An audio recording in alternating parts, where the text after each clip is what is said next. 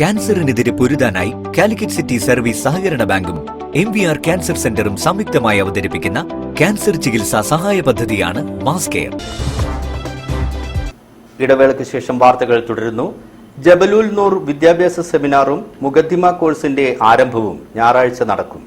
പേരാമ്പ്ര ദയ ഓഡിറ്റോറിയത്തിൽ സയ്യിദ് മുനവർ അലി ശിഹാബ് തങ്ങൾ ഉദ്ഘാടനം ചെയ്യും.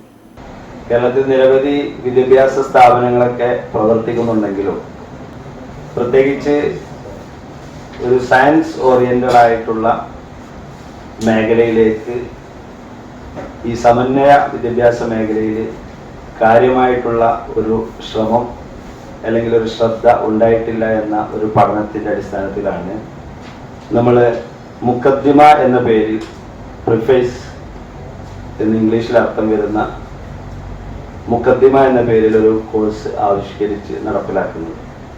സ്കൂൾ 5ാം തരം പാസ്സായ വിദ്യാർത്ഥികൾക്കാണ് 5 വർഷ കാലാവധിയുള്ള മുഖദ്ദിമ കോഴ്സിൽ ചേരാനുള്ള അവസരമുണ്ടാവുക.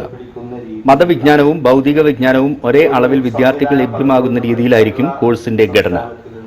മുഖദ്ദിമ കോഴ്സ് പൂർത്തിയാകുന്നതോടുകൂടി ഇതര സമന്വയ വിദ്യാഭ്യാസ പദ്ധതികളിൽ നിന്നും വ്യത്യസ്തമായി വിദ്യാർത്ഥികൾക്ക് കരിയർ സംബന്ധമായ കൂടുതൽ സ്വാതന്ത്ര്യവും വൈവിധ്യമാർന്ന കരിയർ തെരഞ്ഞെടുപ്പിനുള്ള അവസരവും ഉറപ്പുവരുത്തുമെന്ന് സംഘാടകർ പറഞ്ഞു.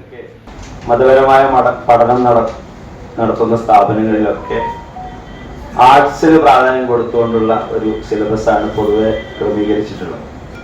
ആ ഒരു സാഹചര്യത്തിൽ സ്കൂൾ പഠനം 5ാം ക്ലാസ്സിലേക്ക് കുട്ടികൾക്ക് അഡ്മിഷൻ കൊടുക്കുകയും പ്രത്യേകിച്ച് മാത്തമാറ്റിക്സ്, ലാംഗ്വേജ്, അതുപോലെ സയൻസുമായി ബന്ധപ്പെട്ട വിഷയങ്ങളിലൊക്കെ വളരെ ഡെപ്തായിട്ട് തന്നെ കുട്ടികൾക്ക് നോളജ് കിട്ടുന്ന രീതിയിലുള്ള 5 വർഷത്തെ കോഴ്സാണ് നമ്മൾ ഈ മുഖദ്ദിമയിലൂടെ ആസൂത്രണം ചെയ്യുന്നത്.